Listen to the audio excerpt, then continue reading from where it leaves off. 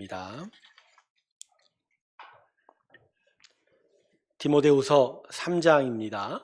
12절에서 17절 사이의 말씀입니다. 자, 찾으셨으면 앞에 자막을 보셔도 될 것 같아요. 제가 읽겠습니다. 무릇 그리스도 예수 안에서 경건하게 살고자 하는 자는 박해를 받으리라. 악한 사람들과 속이는 자들은 더욱 악하여져서 속이기도 하고 속기도 하나니, 그러나 너는 배우고 확실한 일에 거하라. 너는 내가 누구에게서 배운 것을 알며 또 어려서부터 성경을 알았나니, 성경은 능히 너로 하여금 그리스도 예수 안에 있는 믿음으로 말미암아 구원에 이르는 지혜가 있게 하니라. 모든 성경은 하나님의 감동으로 된 것으로 교훈과 책망과 바르게 함과 의로 교육하기에 유익하니, 이는 하나님의 사람으로 온전하게 하며 모든 선한 일을 행할 능력을 갖추게 하려 함이라. 하나님께 영광의 박수 올려드리겠습니다. 아멘. 오늘도 말씀의 크신 은혜가 우리 가운데 함께하게 주님의 이름으로 축원합니다. 오늘이 새해 두 번째 주일이죠. 1월 한 달은 새해 우리 성도들에게 있어야 할 것들을 중심으로 함께 말씀의 은혜를 나눠보고 있는데요. 지난주 첫 예배 때 그의 나라를 구하라, 영원한 생명과 하나님의 나라를 구하는 것에 대한 우리의 정성과 수고가 아낌없이 드려야 된다는 것을 함께 나눴고요. 그럴 때 하나님의 은혜의 공급이 더욱 풍성하게 우리에게 임할 것에 대해서 또 하나님의 약속을 함께 살펴보았습니다. 자, 오늘 두 번째 시간에는요, 성경 말씀 가까이 하는 것에 대해서 하나님의 말씀을 나누고자 합니다. 예수님을 믿는 우리의 신앙은요, 하나님의 말씀 위에서만이 제대로 세워지게 됩니다. 할렐루야. 말씀 위가 아니면 우리의 신앙은 제대로 설 수가 없는 것이죠. 여러분, 하나님께서는 말씀하시는 하나님입니다. 말씀하시는 하나님. 그래서 요한복음은 그 시작을 태초에 말씀이 계시느라. 근데 그 말씀은 하나님이다, 이렇게 이야기하는 거죠. 여러분, 이 말씀은요, 보이지 아니하시는 하나님께서 우리에게 자신을 말씀으로 보여주신다는 거죠. 말씀으로 자신을 보여주고 계시다. 그래서 하나님의 말씀을 알고 또 깨닫는 것이 없다면 우리의 믿음과 신앙은 존재할 수가 없는 거예요. 말씀 없이는 하나님 알 수 없고, 성경 말씀 없이는 하나님을 섬기는 신앙이 세워질 수가 없는 거죠. 그래서요, 여러분, 신학자들은 세상에 대해서 이렇게 얘기하죠. 기독교는 말씀의 종교다. 그렇게 얘기할 정도로 우리는 하나님의 말씀, 성경이 가장 중요한 것이다라는 거죠.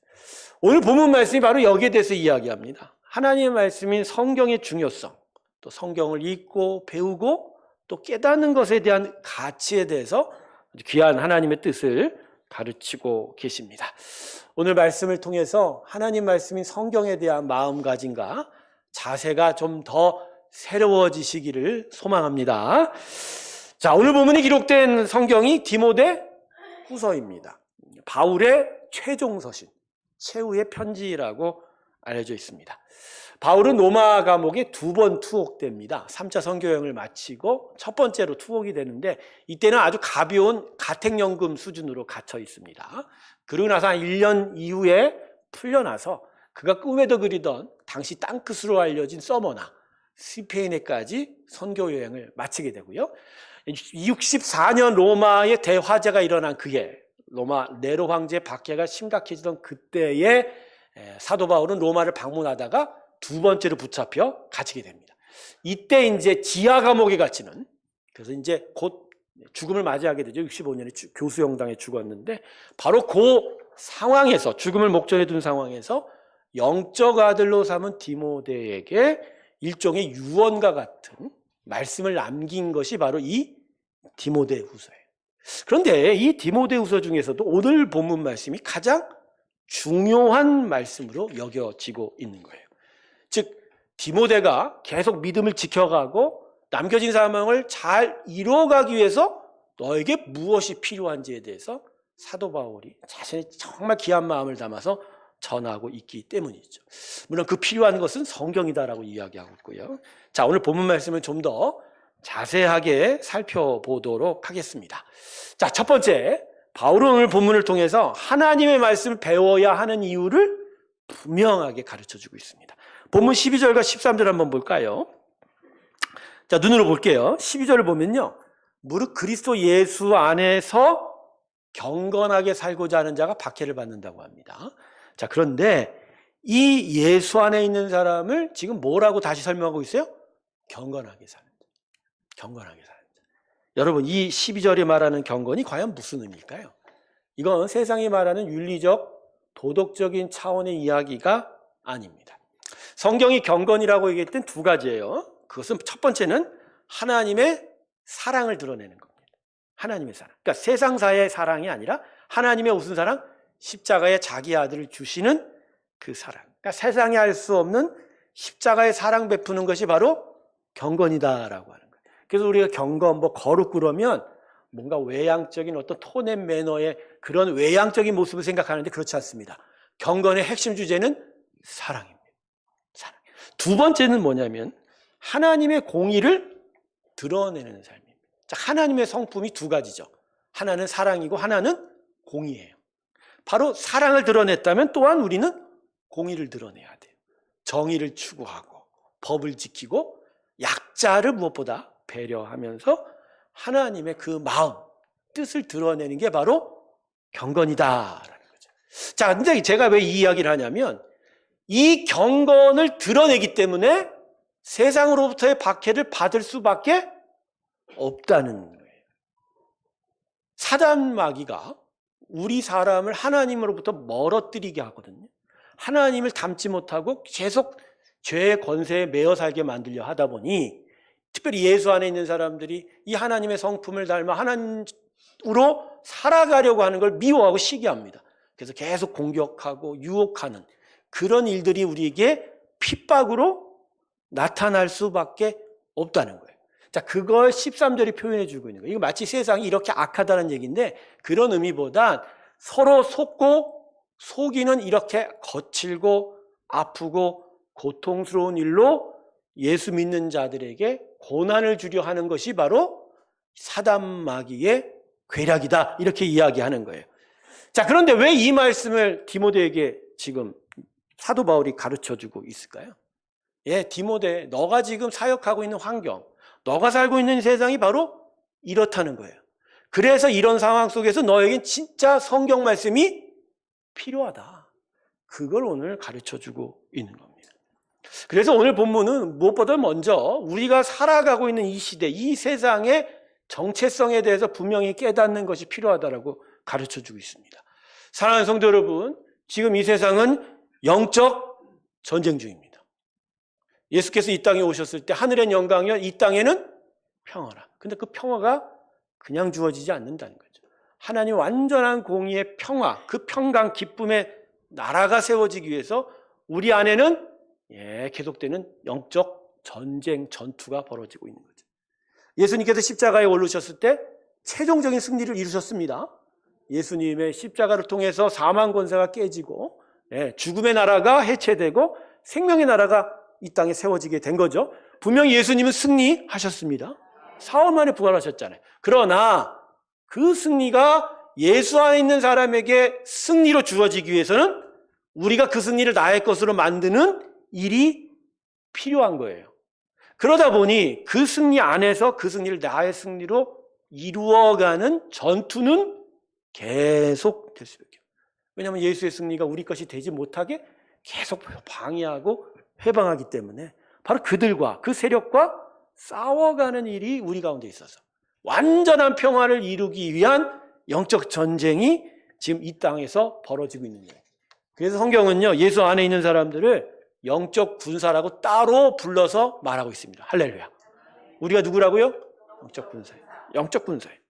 그래서 여러 한 가지 영적 교훈을 얻을 수 있는 게 내가 진짜 영적 군사인지를 조금 어떻게 분별하는 일이 있다는 거예요. 내가 지금 예수를 믿어요. 그리고 세상에, 그런데도 불구하고 세상의 핍박, 내가 예수 믿는 것 때문에 핍박과 박해가 안 나타나고 있다라면 이건 어떻게 보면 내 신앙은 허수아비와 마찬가지다라고 하는 거예요. 자, 여러분, 논밭에 세워진 허수아비. 여러분, 허수아비한테 말 거는 사람이 있을까요? 지나가는 새들이야 허수아비 보고 놀라서 도망가지만 허수아비 보고 말 거는 사람 없습니다. 허수아비한테 가 괜히 손대고 뭐 하는 사람 없어요. 그냥 지나가면서 모르죠? 저 헛개비야. 아무 의도 없어. 그냥 지나쳐가는 거예요. 자, 여러분, 우리의 신앙의 허수아비라는 건 결국 뭐죠? 사단이 와서 건드리지 않아요. 왜 안 건드릴까요? 헛기니까.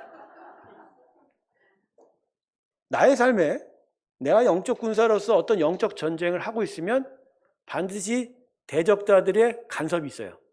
어둠의 세력들의 공격이 있어요. 그리고 작으나 크나 어떤 갈등과 충돌이 있죠. 그러면서 그걸 이겨나가게 되고. 근데 그런 일조차 나에게 없다면 그건 거꾸로 얘기해서 내가 허수아비일 수 있다라는 반증이라는 거예요. 성도 여러분, 우리의 믿음과 신앙의 성장에 있어서 가장 큰 복이 무엇인가요? 하나님의 강한 군사로 자라가는 거예요.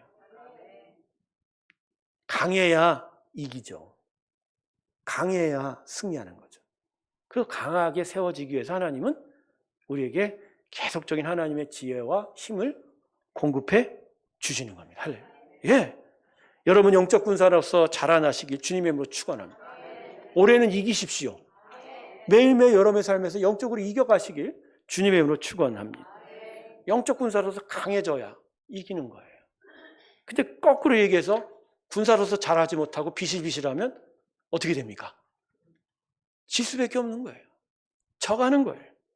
영적 전투에서 한 발자국도 전진하지 못하고 결국 그러다간 천국에 갑니까 못 갑니까?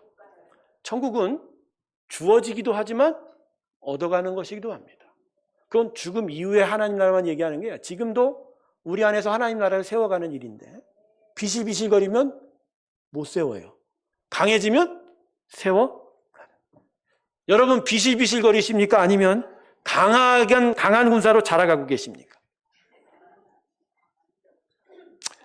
나이와 상관없어요. 일은요. 육체의 군사는 우리 한국법으로는 30세까지 입영 대상이라고 하더라고요. 근데 영적 군사는 나이와 상관없어요. 60이든 70이든 80이든 말입니다. 혹시 지금 이제 나이 먹었는데 뭔 전쟁이야. 그냥 편하게 살다 할래. 그런 말 하시면 안 됩니다. 끝날 때까지 잘하셔야 돼요. 영적 군사로서 자라가야 한다. 그런데 문제는 영적 군사로 자라가는 것이 그냥 되는 것이 아니라는 거예요. 그냥은 안 돼요. 그냥은 이 영적 군사로 자라갈 수가 없어요. 여러분 찬송가의 가사 중에 이런 가사 있죠. 내 모습 이대로 주 받으옵소서.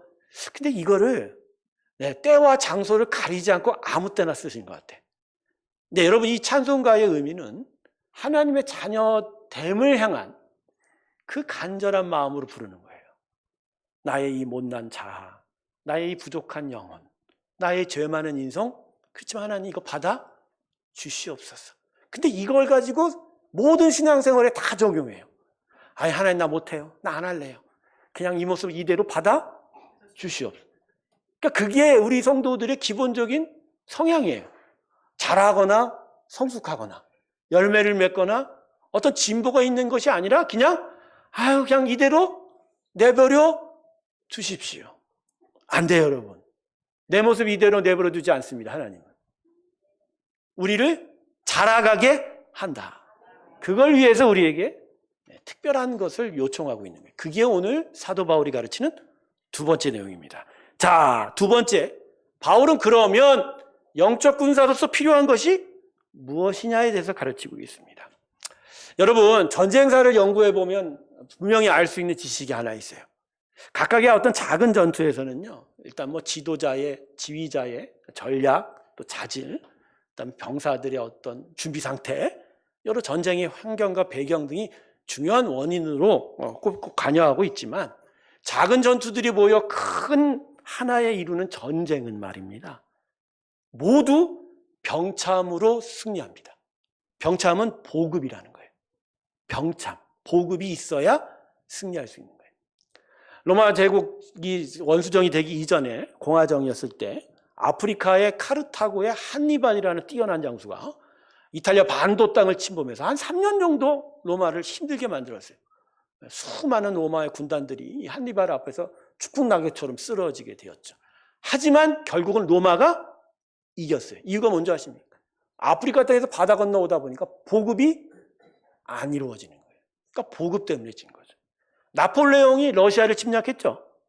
히틀러의 나치도 러시아를 공략했지만 그 많은 준비와 그들의 공격 전략이 대단하지만 결국은 전쟁에서 졌어요. 이유가 뭘까요? 보급 때문에 졌어요. 2차 세계대전 때 노르망디에 상륙했던 연합군이 금세 기세를 몰아서 한 몇 달 아니면 나치 독일을 패망시킬 거라고 했지만 전쟁은 1년을 더 넘게 끌었습니다. 이유는 보급 때문이었어요. 보급이 안 되는 거예요. 예, 태평양 전쟁에서 일본이 패망할 수밖에 없었던 이유도 보급 병참의 부족 때문이었던 거죠. 그냥 전쟁에 있어서 가장 중요한 요인은 병참이자 보급입니다. 그래서 전쟁은요 병참으로 승리한다라는 격언이 있어요. 제가 왜 이런 얘기 드리냐? 우리 영적 전쟁도 마찬가지라는 거예요. 제대로 이기려면 보급을 받아야 돼요. 공급을 받지 않으면 군사로 잘할 수도 없고 이길 수도 없다라는 거예요. 그래서 오늘 사도 바울이 본문 14절에서 디모데에게 아주 중요한 말씀 하나를 던집니다. 14절 보십시오. 뭐라고 하죠? 너는 배우고 확신한 일에. 자, 이 배우고 확신한 거의 목적어가 뭐죠? 생략되어 있지만 이게 성경인 거예요. 그 다음에 이루어져요. 바로 성경을 통해서 알고 배우고 깨닫고 그래서 영적인 공급을 통해서만이 너가 이 세상을 이길 수 있다. 그렇게 바울이 디모데에게 이야기하고 있는 거예요. 그러니까 성경 말씀을 통해서 영적 보급 받지 않으면 전쟁에서 이길 수 있다 없다? 없다. 이길 수 없다라고 얘기하는 거예요. 오늘 마음에 깨달으십시오. 성경이 내게 하나님의 영적 공급을 주지 않으면 성경을 통해서 그 공급을 받지 못하면 나는 질 수밖에 없는 거예요. 이게 성경의 중요성에 대해서 다시 생각해 보는 거예요.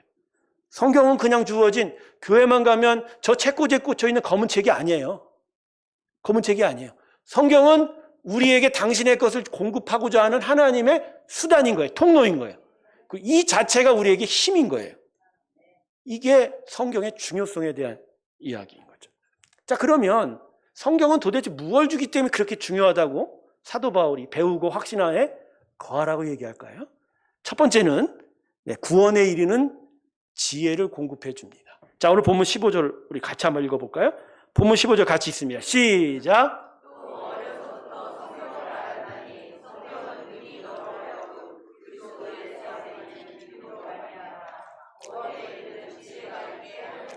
아멘.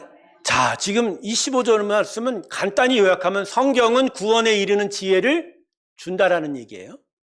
자, 근데 이 구원에 이르는 지혜가 뭘까요? 우리는 지금 어떤 선입관에 사로잡혀서 나 이미 구원받았는데 십자가의 구원을 알고 깨닫는 데야 지혜는 이미 나한테 있는데 이걸 왜 또 얻으라고 하지? 여러분, 지금 이 말씀을 듣고 있는 디모데가 당시 어떤 사람이었냐면요, 구원을 못 받았거나 아직도 하나님 모르는 자가 아니에요. 이 당시에 소아시아의 교회들의 가장 중심적인 역할을 했던 교회가 에베소 교회입니다. 그러니까 가장 큰 교회였던 얘기예요. 디모데는 이 에베소 교회 지금 담임 목사였어요.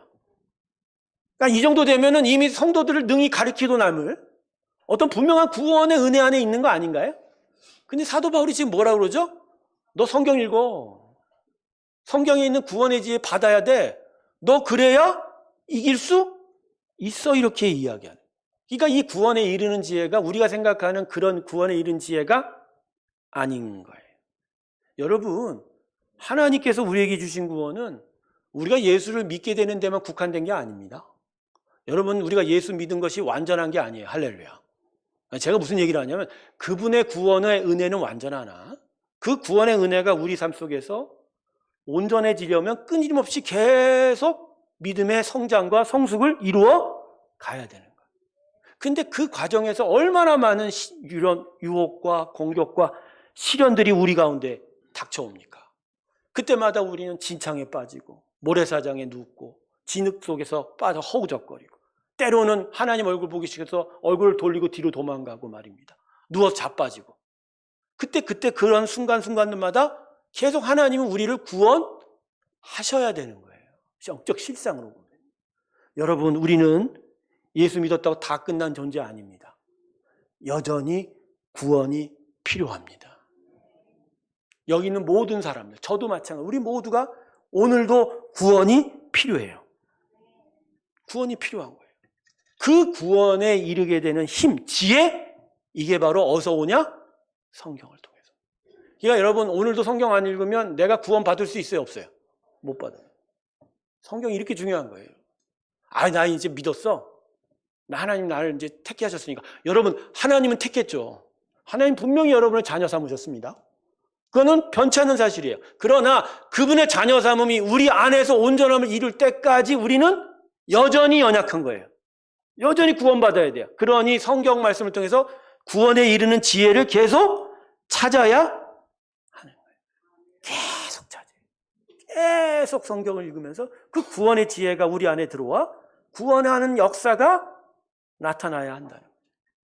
여러분 믿음의 사람은 결국 믿음이 뭐죠? 내 안에 없다는 거예요. 내 안에 나를 구원할 지혜와 힘이 없다는 거예요. 그래서 내 밖에 계신 하나님한테 찾는 게 믿음입니다. 할렐루야. 그죠? 믿음은 나를 믿는 게 아니라 누구를 믿는다? 하나님이 나를 구원하실 것을 믿잖아요. 그러니까 기본적으로 우리는 내가 아니라 하나님께 찾아야 되고 하나님의 그 모든 것들을 담은 성경을 통해서 구원에 이르는 힘과 지혜를 찾아야 되죠. 그러니까 성경이 그렇게 중요한 거예요. 근데 우린 진짜 성경 안 읽죠. 대신 뭐 하죠? 성경이 아니라 여전히 내 안에서 구원에 이르는 지혜를 찾아요. 나의 지식, 나의 경험. 그죠? 내가 이제까지 살아왔던 그런 일들. 그게 나를 구원해 줄 줄 알고 계속 거기에 신경을 쓰게 되는 거죠. 결국 성경 안 읽는 이유는 뭐죠? 재미없어서도 아니고요. 가장 원초적인 것이 동기가 부여가 안 돼요. 이게 진짜 내 생명이고 내가 이것으로 말미암아 구원을 얻을 수밖에 없다는 걸 절실하게 깨달으면 이거 안 읽고 못 넘어가요. 읽게 돼요. 근데 이걸 여전히 가까이 하지 않고 읽지 않는 건 이것보단 내가 나를 살아가는데 나를 구원하는데 힘은 내 안에 있다라고 믿는 거예요. 내 안에 있다라고. 여러분 아닙니다. 성경은 우리를 온전히 구원할 수 있는 유일한 하나님의 지혜입니다. 성경 읽으세요. 그게 확실한 길이에요. 그거 말고는 하나님께 나아갈 지혜가 없다라는 거죠. 그런데 이제 여기서 중요한 문제가 하나 있는 게 성경이 공급해주는 구원의 지혜가 뭐냐라는 거예요. 여러분 성경은요 어떤 더 빨리 가고 더 많이 얻고 더 강해지는 그런 지름길, 쉬운 길을 가르쳐주는 책은 아니에요. 그런 책들은 그냥 세상에 서점에 가면 많은 책들이 있어요. 근데 그건 우리에게 온전한 구원을 이루어주는 것은 아니죠. 그때 이 앞에 있는 세 건들을 모면해 줄 정도는 되죠. 하지만 진짜 나의 인생, 나의 영혼을 구원해 주는 책은 안 되죠. 성경이 우리에게 구원의 지혜를 준다고 했을 때 가장 중요한 초점은 방향입니다. 뭐라고요? 방향. 우리는 태어나기를 틀려 먹었어요. 이 얘기 무슨 얘기냐면 방향을 분간을 못하는 자예요. 자, 여러분 우리는 하나님의 존재를 처음부터 인식하고 태어날까요? 아니에요. 아담 이후에, 아담이 타락 이후에 사람은 하나님의 존재를 깡그리 무시해요. 그 존재를 몰라요. 즉 내가 어디서 시작이 되고 어떻게 살아가야 되고 어디로 가야 되는지 대한 방향을 우리는 모르고 태어나는 거예요. 그러니까 이 방향을 알지 못하는 인생에게 분명한 방향을 가르쳐주는 책이 성경입니다. 그러니까 성경을 통해서 하나님이 우리를 구원으로 인도하는 지혜는 결국 방향 수정입니다. 그래서 성경이 내비게이션이라고 하는 거예요. 내비게이션. 우리를 하나님의 도성으로, 하나님의 나라로, 하나님의 선한 곳으로 인도해가는 천상의 내비게이션이 바로 성경이라는 거예요. 할렐루야. 그래서 이 성경의 내비게이션을 딱 붙들기 시작하면 내가 거기에 붙어서 그 길을 따라 가게 되는 거죠. 근데 그런 점에서 저는 진리가 너희를 자유케 할 것이라는 말씀을 다시 한번 생각해 봐야 됩니다. 진리가 우리를 자유케 합니다. 근데 그 진리가 어디서 자유케 하죠? 그러니까 진리, 그 말씀이 우리를 무엇으로부터 자유케 하냐고요. 죄와 세상으로부터 자유케 하는. 근데 이걸 조금 더 넓게 생각해서 하나님으로부터 자유하다는 생각을 하시는 흉측한 인생들이 있습니다. 아닙니다, 여러분. 성경은 죄와 세상으로부터의 자유를 가르치지만 하나님께는 묶여 있을 거를 이야기하는 거예요. 묶여 있어야 돼요. 동행해야 돼요. 그분과 함께 해야 돼요. 그래야 하나님이 가르치시는 길로 내가 갈 수 있게 되는 거예요. 여러분, 성경을 가까이 하시면서 여러분의 인생의 방향이 매일매일 수정되시길 주님의 이름으로 축원합니다. 사람은 기본적으로 중력의 영향 때문에 나침반도 없고 그냥 똑바로 걷는다고 하지만 똑바로 못 걷는다고 그러죠. 반드시 걷다 보면 어느 쪽으로 힐까요? 왼쪽으로 힐까요? 오른쪽일까요? 이게 공부가 우리가 학교 공부를 잘해야 돼요. 그래서 왼쪽이 휘지 않고 오른쪽입니다. 지구가 어떻게 돈다고요? 12방향. 그래서 여러분, 나는 학교 운동장을 똑바로 걸어간다고 있자고 그죠? 저 위에서 보는 사람은 저 사람 자꾸 오른쪽으로 가네. 오른쪽 가네. 그러니까 우리는 기본적으로 그릇되어 행하는 자들이에요. 그래서 매일 말씀을 통해서 그릇된 것들을 계속 붙잡아 가야 돼요.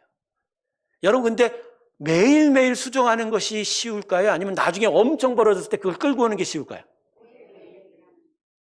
근데 우리는 대부분 보통 1년에 언제 성경 읽어요? 안 읽기도 하는 것 같아, 보니까. 몰아서 읽어요, 몰아서. 그때 되면 힘든 거예요, 몰아서 읽으니까. 그럼 매일매일 곧 작은 벌어진 각도를 조금씩 계속 수정해 가면 끝내는 그것들이 나를 온전한 길로 인도하게 될 것입니다. 할렐루야. 바로 이 영적인 방향 수정이 바로 이 성경을 통해서 일어난다. 근데 마지막으로 인생의 방향만 가르쳐 줄까요? 그렇지 않아요. 오늘 마지막 절인 16절과 17절을 보면 길을 제대로 가도록 또 인도하신다. 자, 우리 16절과 17절 다시 같이 읽어보도록 하겠습니다. 같이 읽습니다. 시작.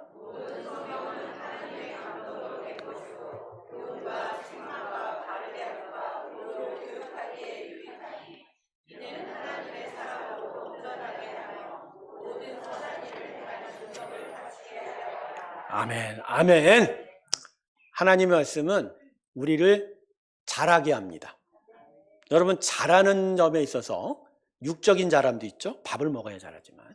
그러나 우리가 영적으로 자라려면 다른 것으로 못 자랍니다. 뭐로 자라요? 성경으로 자라요. 말씀으로 자라는. 근데 말씀이 우리 안에서 어떤 역할을 하냐면 코칭을 합니다.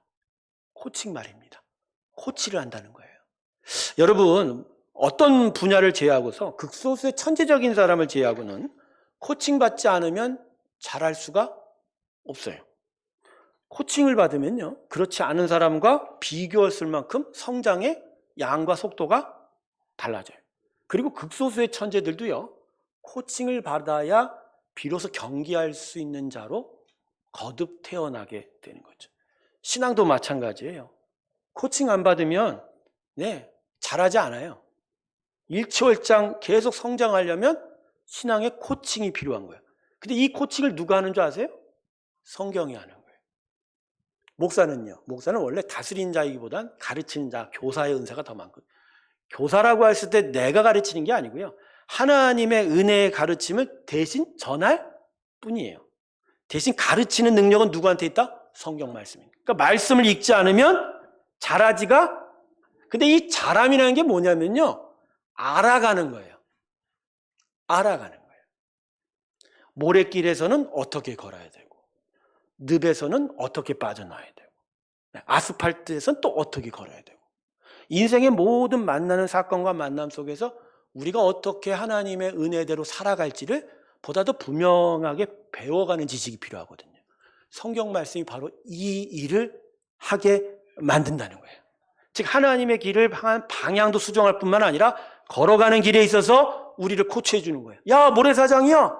힘들 거야. 근데 잘 걸어가면 엉이 넘어갈 수 있을 거야. 딱 진흙탕이 와도 여기 쑥쑥 빠지거든. 무거운 짐을 다 내려놔. 가볍게 가면 이겨낼 수 있을 거야. 아스팔트를 갈 때는 저 햇빛이 뜨거운 아스팔트 더울 거니까 너 진짜 시원한 바람을 얻을 수 있도록 너가 미리 준비하라. 이런 식으로 계속 가르쳐주는 코칭이 필요한 거예요. 바로 이 코칭을 통해서 우리는 지식을 알고 풍성하게 얻어가고 결국 신앙의 길을 걸어갈 수 있게 된다. 할렐루야. 그래서 여러분, 우리의 배움의 원천적인 건 성경이고요. 그리고 신학이야말로 신학의 최고봉입니다. 중세 유럽의 학교 교육은 신학이 우선이었고 특별히 성경을 읽고 배우는 게 가장 기본이었던 거예요.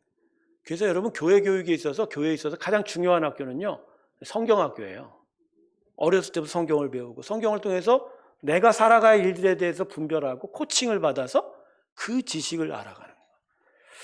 그리고요, 성경을 통하지 않으면 변화가 안 나타납니다. 오늘 본문 16절을 보면 성경에 가르치는 방법이 있죠. 교훈, 책망, 바르게 함, 의로 가르침. 근데 이걸 통해서 우리가 변화가 되게 만드는 거예요. 성경이 기본적으로 우리를 위로하긴 하지만 위로하는 방식이 변화를 동반하는 가르침이에요. 그러니까 이 오늘 16절에 나타난 방식은 대부분이 거칠어요. 강해요. 안아준다, 그죠? 손 붙잡아준다 얘기가 아니죠. 따뜻하게 안아준다 표현에 대신 뭐라 하죠? 책망하고 바로. 근데 이래야 뭐가 나타나요? 변화가 나타나요. 성경의 말씀의 80% 이상이 꾸짖는 게 많아요. 그럴 수밖에 없죠. 타락한 사람을 고쳐가야 되니까. 의로 가르치고 변화가 주기 위해서니까 찌르기도 하고, 때로는 때리시기도 하고, 때로는 거칠게 그러시죠. 그렇지만 하나님의 본심은 사랑이죠. 중요한 건 뭐냐면 성경은 이처럼 우리에게 변화를 일으켜 가는 거다. 근데 이런 변화가 있어야 오늘 본문 17절에 두 가지의 일이 나타나요. 뭐죠? 온전한 형상으로 변해가는 거예요. 성품이 변해가고 영혼의 심령이 변해가고 그래야 모든 선한 일을 할 수 있는 능력이 나타납니다. 할렐루야. 교회 안에, 특별히 교회 공동체 안에 여러 사역들을 하다 보면 서로 갈등하고 충돌할 수밖에 없습니다. 근데 그 갈등과 충돌의 이유가 뭔지 아십니까? 이거예요. 성경을 통해서 심령의 변화를 통해서 온전한 형성을 회복이 안 되고 일손이 부족하니까 어쨌든 간에 일을 먼저 하게 되거든요.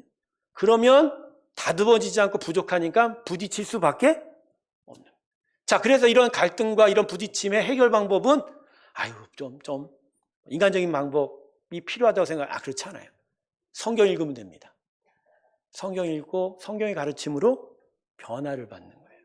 그리고 변화된 심령 속에서 일을 감당할 수 있는 능력을 받을 때 그것을 이루어가게 됩니다. 할렐루야.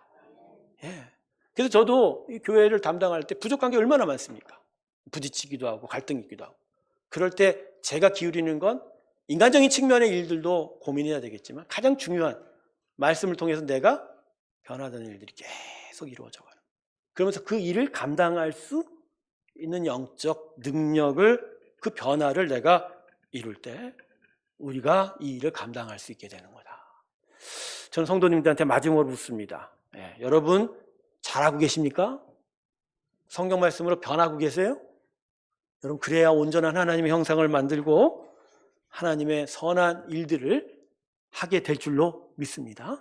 결국 하나님은 당신의 일들을 이루기 위해서 말씀을 통해서 변하게 하게 만드세요. 자라가게 만드세요. 그리고 온전해져 가고 감당할 수 있는 은혜를 부어 가야 된다. 말씀을 마치겠습니다. 하나님의 말씀인 성경을 대하는 우리의 자세와 마음가짐이 변하기를 소망합니다. 성경의 중요성에 대해서 마음가짐을 새롭게 하십시오. 그냥 교회 가면 있는 책 그거 아닙니다. 왜 생명의 말씀이라고 얘기하는지를 곰곰이 생각하시고 이것이 없이는 살아갈 수 없고 이것이 없으면 구원에 이르는 지혜를 얻을 수 없고 이것이 없으면 하나님 나라를 천국을 얻을 수 없다는 것을 깊이 깨달으면서 언제나 성경 말씀의 중요성을 깨닫고 성경을 가까이 하시길 주님의 이름으로 축원합니다. 그리고요, 성경 읽기에 대해서 이제 자세가 바뀌어야 돼요. 여러분 읽으셔야 돼요. 이거 율법도 아니고 숙제도 아닙니다. 이거 진짜 중요하기 때문에 언제나 읽으려고 하셔야 돼요. 요새 교회 밴드에 말씀 아침 묵상의 글을 올려드립니다. 그것도 처음에 읽을 때 부담스럽겠지만 그러나 읽으셔야 돼요.